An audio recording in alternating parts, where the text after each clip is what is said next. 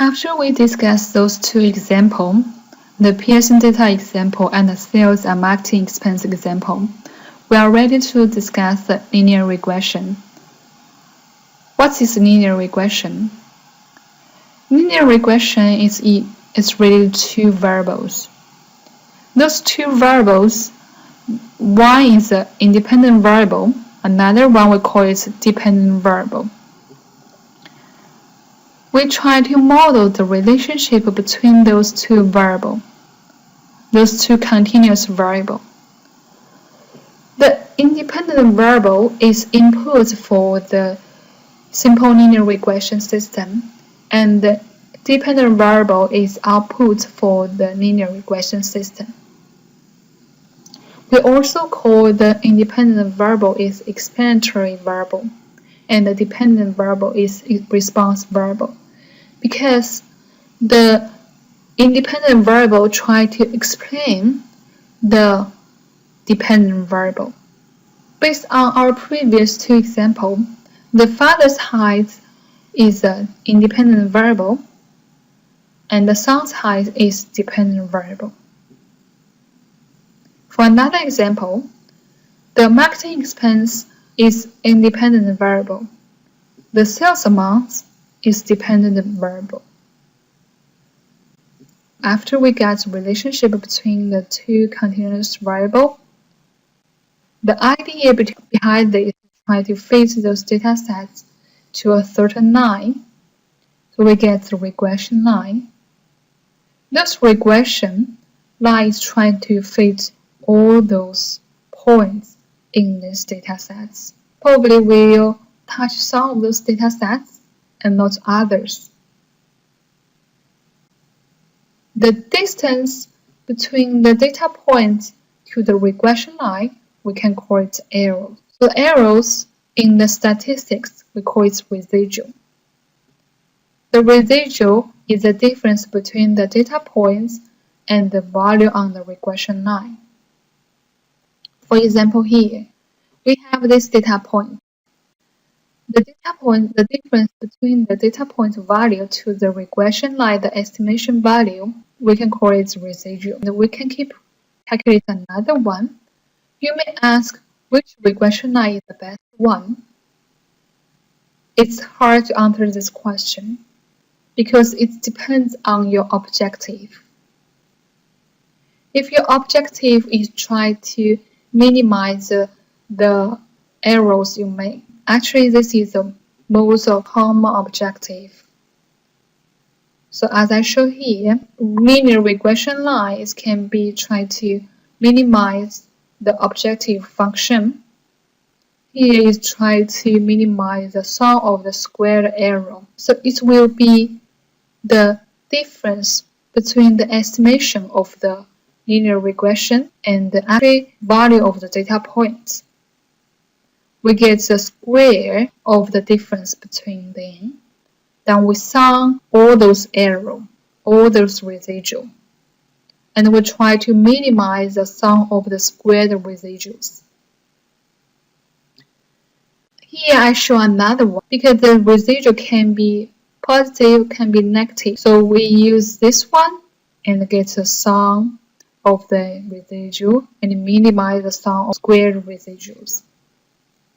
Here we need to distinguish the regression and the correlation. If you only interested in whether the relationship is existence or not, so we will use a correlation analysis, which means we just consider whether the two variables there is a relationship between them. For example, based on our previous example, whether the father's height and the son's height they have a certain relationship, whether the marketing expense and the sales have a certain relationship. It doesn't matter which one drives another one. So in this case, we will use correlation. When we use a regression will be one factor can drive or explain another factor, which means the father's height can explain the son's height. because the father's height can be a factor to influence the son's height. We cannot say the son's height is a factor to influence the father's height. Same thing for another example. We have the marketing expense, the sales. The marketing expense can be the advertising, etc. So which means the advertising will be a one factor driving the sales. But we cannot say the sales driving the advertising. So here we have a certain direction between the two variables. That's also why we call one variable is independent variable, another variable is dependent variable. We just consider whether they have the correlation between the two variables. We use a correlation instead of regression.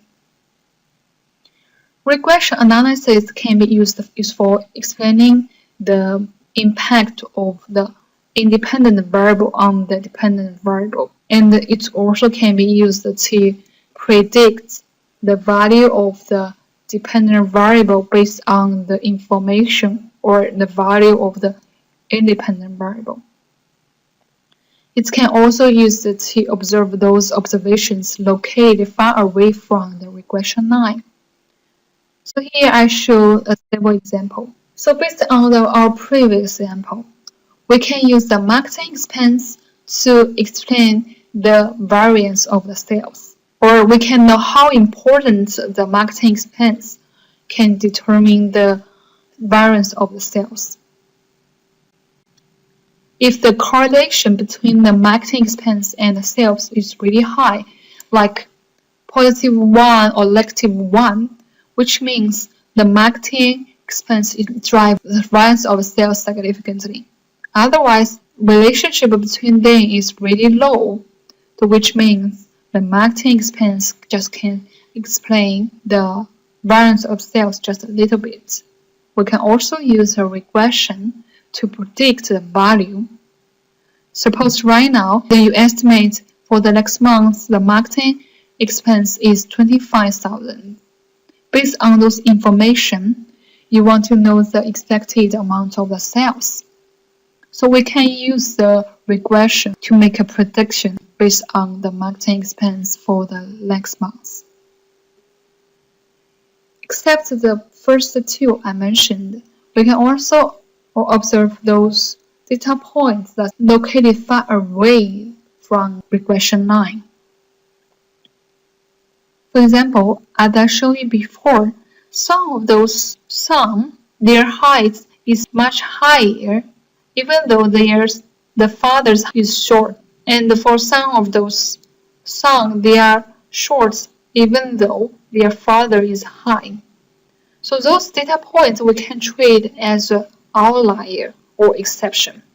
Here I want to show you how we make a prediction based on the information we have. Suppose right now we already generate the regression line for the independent variable and the dependent variable. And right now we have the value x. We want to base on the value x to make a prediction for the dependent variable y.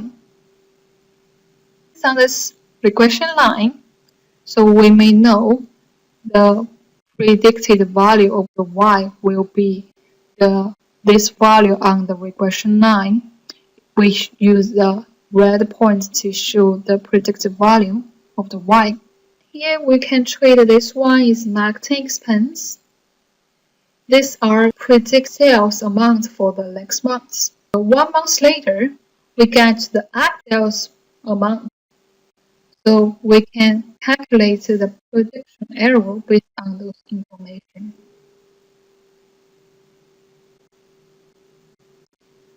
There are a lot of applications of linear regression in auditing. It can be used to do the control evaluation or to identify the transactions that lie outside of the expectation produced by the regression model. we can generate a regression model using payroll expense datasets or revenue transaction datasets. We can also make a prediction or estimation, like the warranty expense and the return allowance. Later on, I will show one example. When we do the regression, as I mentioned before, the first step we conduct is try to generate a scatter plot. The regression analysis is trying to assume there is a linear relationship between the two variables we use. The dataset we have, the two variables, they don't have the linear relationship between each other. We cannot use a linear regression. In the graph we show here, for the first two graphs, you can see they have those linear relationship, right? This line, you can probably find a relation line like this. For this data set, you probably will find a relation line like this. And for those two data points, there's almost no linear relationship. So before we analyze this data sets using linear regression, we need to be very carefully, and we can use the scatter plots to do the analysis and to find whether there is a linear relationship between those variables.